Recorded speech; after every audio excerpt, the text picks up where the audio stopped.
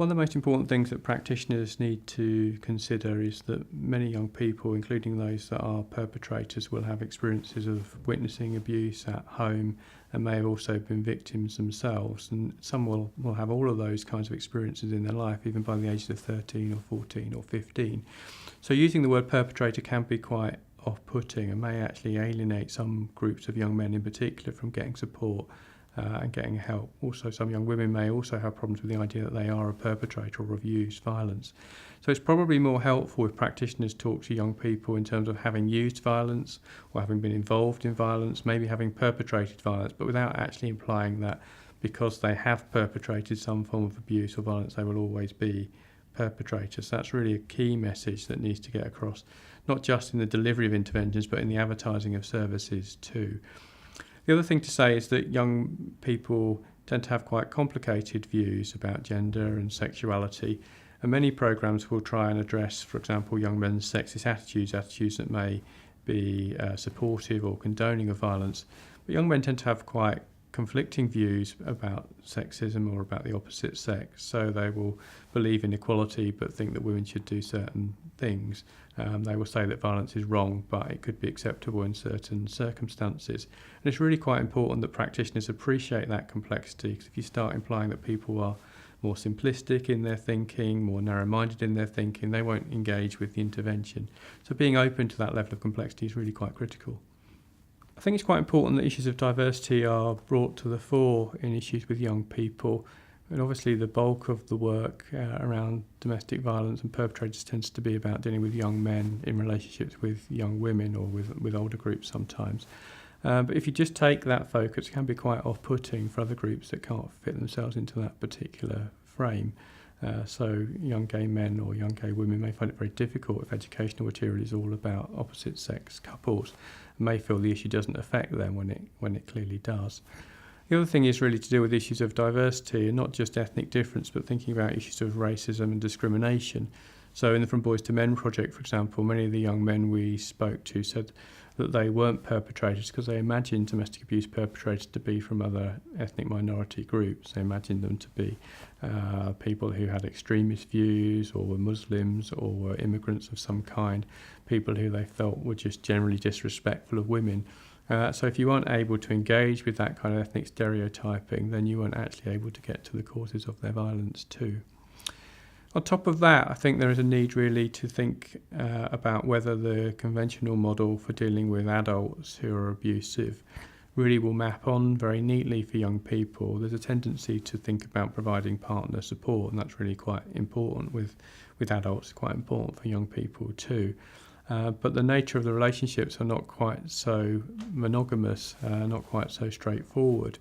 So many young men who are abusive will have ex-girlfriends that they are abusing, maybe several at the same time.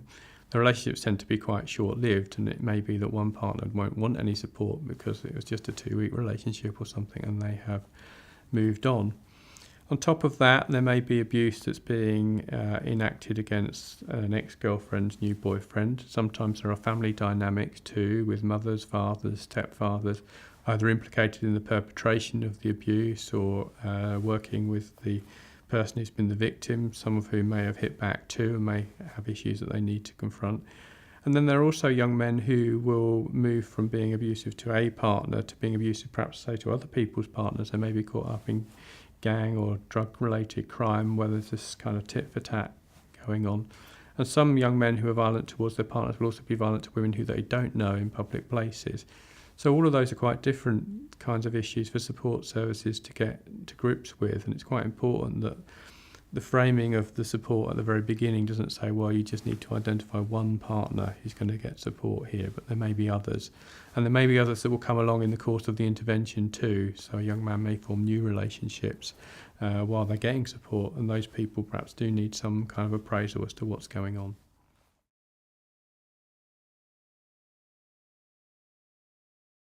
Well, I think the key question really has to be in what context will young people, particularly young men, be motivated to talk about what they have done. This will often be the case when a relationship has ended, or when they can see what harm they've caused, or when their violence comes to the attention of other people. Family members may see it, for example, or they start to get in trouble.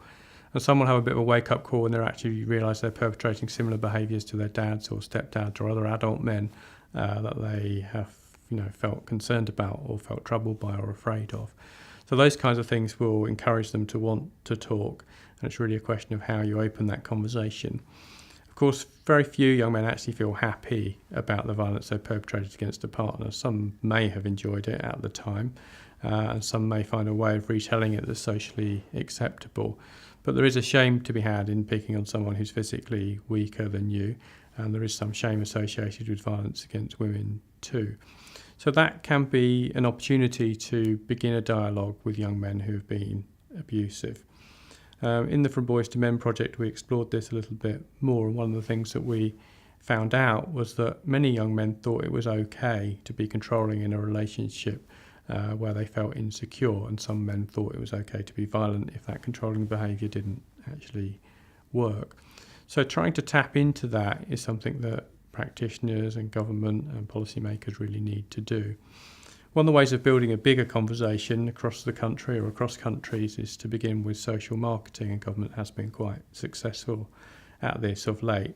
So showing films to young people that show that they are not alone, that other people confront similar issues to them and similar insecurities and worries in relationships too.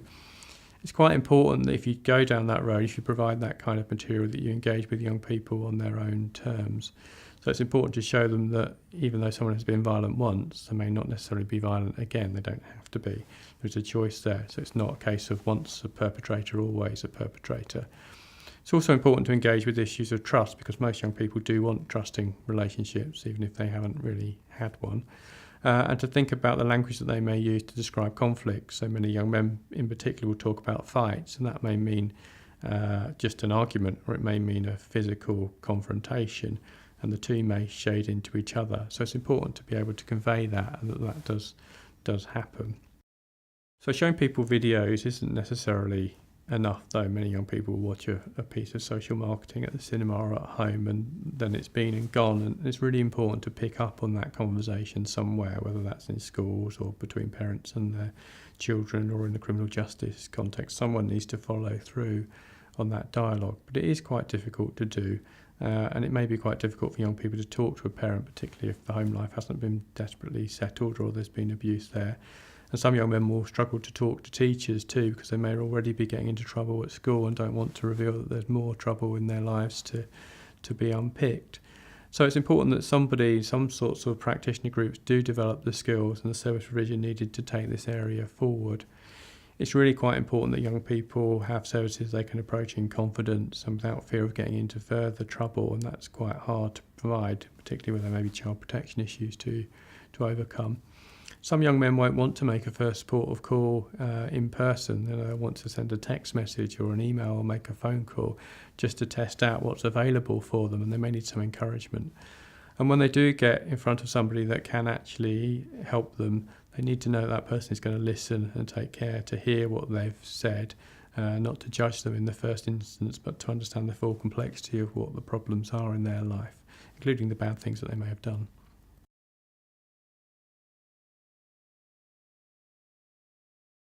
I think practitioners need to look at the bigger picture and see the longer term working relationship with those young people.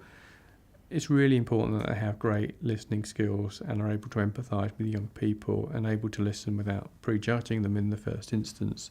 Some young people will have done really genuinely terrible things, but it'll often be terrible things that have been done to them before, and unless you can get to that, you won't be able to engage with their future. So good listening skills, good empathy skills, being able to relate, not necessarily rushing a relationship that's going to take time to establish and to build some trust. Many of the young people that will find themselves with those service providers will be young people who have real issues with building trust, may never had a relationship that has been loyal or reliable, may have been let down by parents or partners or other people that are in their lives at various times. So this person's going to have to stay there for the long haul just to build the relationship that needs to happen in order to make the challenge or the confrontation or to raise the issues that are the problem. Beyond that, I mean, any practitioner working with an adolescent needs to know that new things are going to come up in that person's life as time goes on. When they leave education, when they get a job, when they start a relationship with somebody, when they have children, when their parents move or move on or die, or when siblings come along. All of these are going to raise new issues for them. In the meantime, they may be getting into trouble, sometimes for violence, sometimes for drug use, sometimes for things that are not of their own making at all. And so they need somebody they can keep going back to. So once the sort of problem has been resolved, whether it's something they've gone to the courts for or a breakup with a partner or whatever, they need to know they can keep going back to that worker when new issues emerge, and that worker will need to be proactive in terms of getting back in touch with them and seeing how things are going. One of the issues for young men in particular is that they'll sort of have a relationship perhaps with the first or second girlfriend that will go badly wrong. There may be violence or controlling behaviour. And they'll say, well, it's just because I was with that person. As long as I don't go out with anybody like that again, I'll never get in trouble again. And of course, that is unlikely to be the case for many, but you can see why they may think that. And it may be 1 or 2 or 3 years before they get that close to somebody again, and that's where problems may reoccur. So it's really important that they know they can pick up the thread with somebody that they've worked with before, who understands them for who they are, and can make them remember that this isn't just about the relationship, but it's also about them.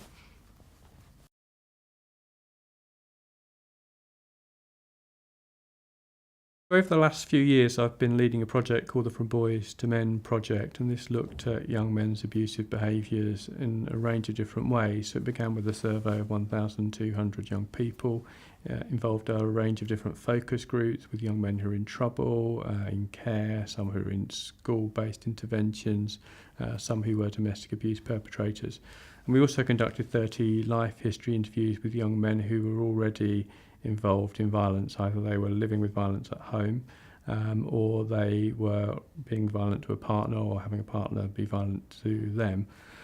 So one of the things that the project discovered is that really violence infiltrates young men's lives in quite a lot of different ways. And so probably around a quarter of 13 to 14-year-old boys who already had some kind of dating relationship will have perpetrated some form of domestic abuse. Most of that will be quite low-level stuff, using names to put a partner down. Some of it will involve physical violence and some of it will involve sexual violence. Very few of that kind of group of 1 in 4, that 25-26% though, will be routinely perpetrating violence against a partner. But there is a group of young men, a minority of young men, who are involved in quite serious, sometimes lethal violence against partners at a very early age, the kind of violence that we tend to think of only older men being involved in. So these groups, it's a continuum, but these groups will need different kinds of intervention. So at one end of the spectrum, you need to provide schools-based education that tries to teach young people about healthy or supportive or respectful relationships, and to get a dialogue going. That dialogue is quite important because young people will challenge and change each other too, as much as teachers can. But at the other end, there will be young men who've got multiple problems, and these will be the people that are most likely to be perpetrating some of the more extreme forms of violence. So they may be from homes that have got problems of their own. There may be violence or drug use or mental health problems. In the government's discourse, they would be people from troubled families. They may be young people that have lost a parent or have a parent that's gone missing, maybe gone to prison, or maybe has mental health problems, those kinds of things. And these will be young men who will have real difficulty building trusting relationships without behaving in controlling or abusive ways. They'll often be excluded from school, so they won't be benefiting from schools-based interventions. And it's often quite difficult to see who can work with young men in those particular contexts, because on the one hand you have a sort of safeguarding framework that protects them as vulnerable children, but as they become sort of adults or young adults from 16 plus, they tend to get caught up in the criminal justice system, policed and punished. And there they are thinking, well, what about all my problems and who's going to support me with all of those? So it's really difficult to sort of see a way forward in that, because there are very few services that deal with that join from 16 to 18 or from 18 into adulthood. And that period is a really critical one for most young people, because that's when they will form significant relationships. They might have their first home. They will start raising children or maybe supporting somebody else's children. And that's the time when crises are really going to happen. That's the time it's going to be most difficult for them. and most difficult for a group of young people who just don't have the skills or the resources or the experiences to build good trusting relationships. So something needs to happen there, something needs to be provided really that provides a level of through care really from those early teens into probably mid-20s,